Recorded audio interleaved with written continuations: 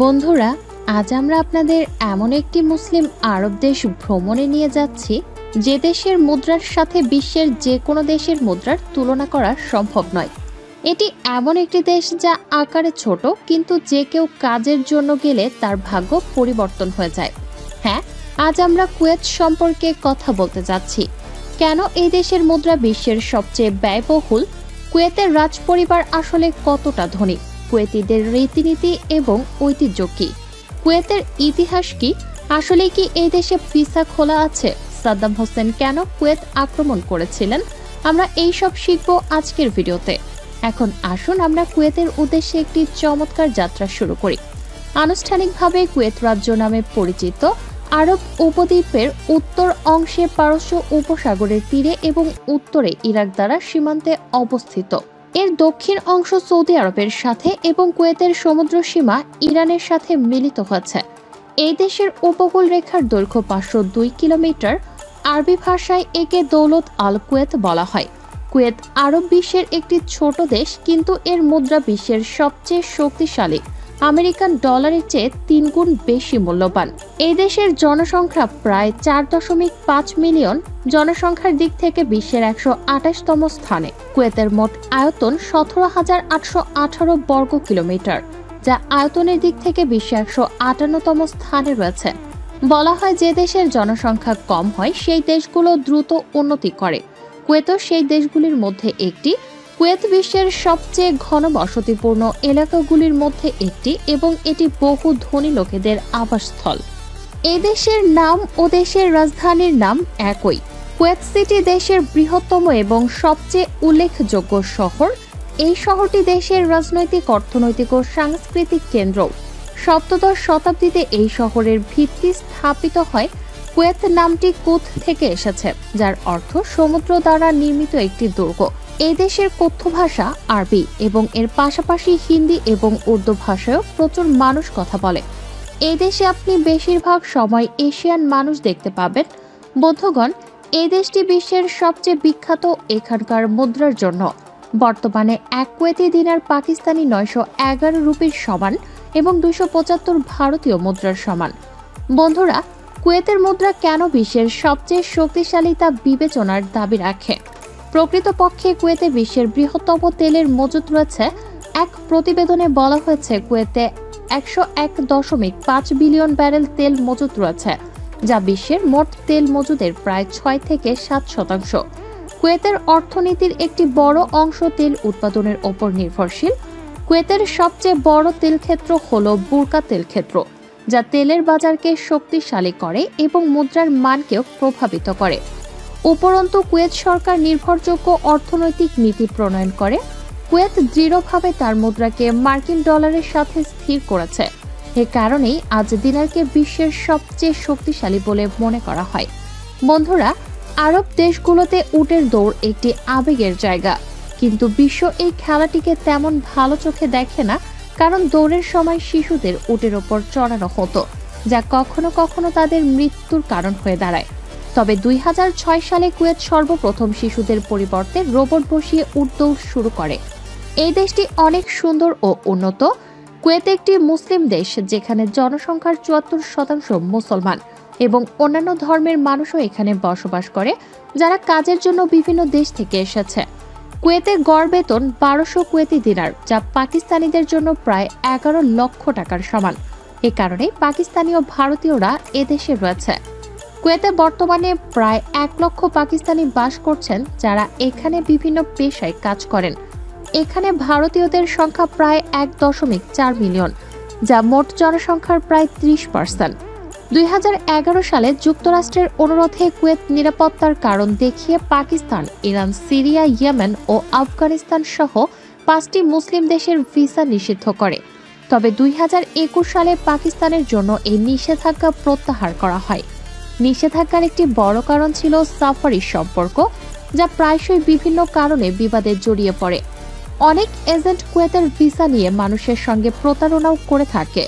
Free ভিসার জন্য সরকারি ফি মাত্র 100 দিনার, কিন্তু কুয়েতি স্পন্সর বা কুয়েতি এজেন্ট, যা স্পন্সর হিসেবেও পরিচিত, ভিসার জন্য 3600 দিনার চার্জ করে, যার ফলে আপনি যে কোনো কাজের জন্য যেতে পারবেন। কোম্পানির ভিসার জন্য কোনো ফি নেই। কিছুদিন আগে পাকিস্তান থেকে 2 থেকে 2,500 মানুষ প্যারামেডিক্যাল স্টাফ হিসেবে চাকরির জন্য কুয়েতে এসেছে। এই দেশটি 110টিরও বেশি দেশের মানুষের আবাসস্থল, যা একটি ব্রিটিশ উপনিবেশ ছিল। 1961 সালের 19 জুন স্বাধীনতা লাভ করে। তবে শুনলে অবাক লাগতে পারে যে একসময় কুয়েতে ভারতীয় মুদ্রার ব্যবহার ছিল।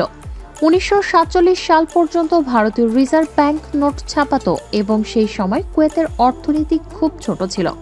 1959 সালে ভারত কুয়েতের জন্য গালফ রুপি নামক পৃথক মুদ্রার নোট জারি করে। কুয়েতে অগ্রগতির যাত্রা তেল দিয়ে শুরু হয়েছিল এবং 1960 সালে কুয়েতি দিনার দেশের মুদ্রা হিসেবে প্রতিষ্ঠিত হয়েছিল। 1752 থেকে 1900 সাল পর্যন্ত কুয়েতের পতাকা শুধু লাল ছিল। 19 শতকে এটি অটোম্যান সাম্রাজ্যেরও অংশ ছিল এবং সেই সময়ে এর পতাকার মাঝখানে একটি অর্ধচন্দ্র এবং তারকা ছিল, যার ওপরে কুয়েত লেখা ছিল। ব্রিটিশরা চলে যাওয়ার পর শুধু কুয়েত রয়ে যায়। 1961 সালে ব্রিটেনের কাছ থেকে সম্পূর্ণ স্বাধীনতা লাভের পর 4টি রঙের বর্তমান পতাকা তৈরি করা হয়েছিল। বন্ধুরা, আপনারা সবাই নিশ্চয়ই মক্কা ও মদিনার ইমাম আব্দুর রহমান সুদাইসের সুন্দর কণ্ঠের সঙ্গে পরিচিত। উপরন্তু শেখ মিশারি খুব চিত্তাকর্ষক। 2000 সাল থেকে তার সুন্দর কণ্ঠের জন্য পরিচিত। এ কারণে অস্কারেও ভূষিত হচ্ছেন তারা কুয়েতের সাথেও যুক্ত সেখানকার একটি জামিয়া মসজিদের ইমাম হয়ে। কোরআনের সবচেয়ে বেশি সার্চ করা তেলাওয়াতের জন্য তারা বিশ্বে প্রথম স্থানে রয়েছে। কুয়েতিরা শতাব্দীর পর শতাব্দী ধরে তাদের ঐতিহ্য ভুলে যায়নি। বিয়েও খুব যত্ন নিয়ে আয়োজন করা হয়, অতিথিদের দাওয়াত করা হয় এবং বর তার পকেটে একটি কলম এবং সুগন্ধি ব্যবহার করে ঐতিহ্যবাহী পোশাকে সজ্জিত হয়। বিয়েতে কুয়েতের ঐতিহ্য নাচ অন্তর্ভুক্ত থাকে। অতিথিদের কপালে চুম্বন করে বা নাক স্পর্শ করে স্বাগত জানানো হয়। বিবাহের জন্য আয়োজিত হলটিতে সুগন্ধ, কফি এবং খেজুর পরিবেশন করা হয়। শিশু এবং প্রাপ্তবয়স্কদের তলোয়ার বা খচ্চর হাতে ড্রামের তালে নাচতে দেখা যায়। অতিথিদের জন্য সুস্বাদু খাবার প্রস্তুত করা হয়। বড় পাত্রে উট এবং মাছ পরিবেশন করা হয়। আরব পুরুষদের জন্য একাধিক বিয়ে করা খুবই ব্যাপার এবং সেই একাধিক স্ত্রীরা মিলেমিশে একসাথে বসবাস করে। কুয়েত স্বাধীনতা লাভের পর থেকে আল সাবাহ পরিবার দেশটির ক্ষমতায় রয়েছে। সম্পদের দিক থেকে আল জব্বার আল সাবাহ আরব বিশ্বের দ্বিতীয় ধনী পরিবার। এদেশের প্রথম ধনী পরিবার সৌদি রাজ পরিবার, যাদের কাছে $1.4 ট্রিলিয়ন সম্পদ রয়েছে। দেশের দ্বিতীয় ধনী পরিবার হলো কুয়েতি পরিবার, যাদের $360 বিলিয়ন সম্পদ রয়েছে এবং কাতারি রাজ পরিবারের কাছে $335 বিলিয়ন রয়েছে। এখানে একটি অদ্ভুত তথ্য রয়েছে যে পাকিস্তানের বৈদেশিক ঋণের পরিমাণ $128 বিলিয়ন, কিন্তু একটি আরব পরিবারের সম্পদ এর চেয়ে দ্বিগুণ। বন্ধুগণ, 1990 সালে ইরাক ও কুয়েতের মধ্যে সংঘটিত উপসাগরীয় যুদ্ধের মধ্য দিয়ে সাদ্দাম হোসেন ও ইরাকের যাত্রা শুরু হয়েছিল। 1990 সালের 12 আগস্ট সাদ্দাম হোসেন কুয়েত আক্রমণ করে দাবি করেন যে কুয়েতে উপস্থিত তেলের ওপর ইরাকের অধিকার রয়েছে। যখন দুটি মুসলিম দেশ যুদ্ধে লিপ্ত হয়, তখন তৃতীয় দেশ কুয়েত হস্তক্ষেপ করার সুযোগ পায়। আন্তর্জাতিক সম্প্রদায় ইরাকের ওপর নিষেধাজ্ঞা আরোপ করেছিল, যা কুয়েত থেকে প্রত্যাহার করতে অস্বীকার করেছিল। 1991 সালের 17 জানুয়ারি ডেজার্ট স্টর্ম নামে একটি অভিযান চালানো হয়, যাতে 20,000 থেকে 35,000 ইরাকি সেনা নিহত হয় এবং 28 ফেব্রুয়ারি 1991 সালে যুদ্ধবিরতি ঘোষণা করা হয়। এর সুফল ভোগ করেছে আমেরিকা ও ইংল্যান্ডে। কুয়েত কেবল একটি ধনী দেশই নয়, এটি একটি উচ্চ শিক্ষিত দেশ, যার সাক্ষরতার হার 96%। এদেশের বিখ্যাত বিশ্ববিদ্যালয় কুয়েত বিশ্ববিদ্যালয়। কুয়েত সিটি একটি খুব সুন্দর শহর এবং আপনি যদি পুরো শহরের একটি অত্যাশ্চর্য দৃশ্য দেখতে চান, তবে আপনি কুয়েত টাওয়ারগুলি পরিদর্শন করতে পারেন। আপনি যদি কুয়েতের সংস্কৃতি ঘনিষ্ঠভাবে পর্যবেক্ষণ করতে চান, তবে শৌকো আল মুবারকিয়ায় যেতে ভুলবেন না। এটি একটি খুব পুরনো বাজার, যেখানে আপনি হস্তনির্মিত আইটেম এবং মশলা পাবেন। সালমিয়া ওয়াটারফ্রন্ট সমুদ্রের তীরে অবস্থিত এবং এটি সুন্দর দৃশ্য এবং বিনোদনমূলক ক্রিয়াকলাপের জন্য বিখ্যাত। কুয়েত আজ একটি অত্যন্ত উন্নত দেশে পরিণত হয়েছে এবং এটি প্রযুক্তিতেও উল্লেখযোগ্যভাবে অগ্রসর হচ্ছে।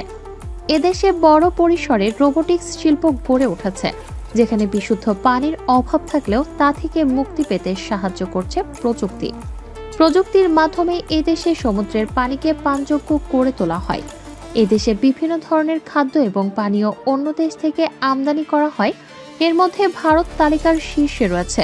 পাকিস্তান থেকে শুধু পশু খাদ্য রপ্তানি করা হলেও সেটাও ধীরে ধীরে কমে আসছে। পাকিস্তানিরা এই দেশে রেস্তোরাঁ, ড্রাইভিং এবং গাড়ির ওয়ার্কশপ সহ অনেক ধরনের চাকরি করে থাকে। পাকিস্তানও এই দেশের মধ্যে খারাপ সম্পর্কের কারণে পাকিস্তানিদের ভ্রমণ করতে অসুবিধা হয়। বন্ধুরা, এই দেশের ভিসা পাকিস্তানিদের জন্য উন্মুক্ত, কিন্তু তা পাওয়া অনেক কঠিন এবং অনেক ব্যয়বহুল। আল্লাহ আপনাকে উত্তম রিজিক দান করুন, আমিন। বন্ধুরা, এই ছিল কুয়েত নিয়ে আজকের ভিডিওটি কেমন লাগলো তা কমেন্টে জানাবেন এবং নতুন বন্ধুদের আমাদের চ্যানেলটি সাবস্ক্রাইব করে লাইক দেওয়ার অনুরোধ করছি। পরবর্তী ভিডিও পর্যন্ত আল্লাহ হাফেজ।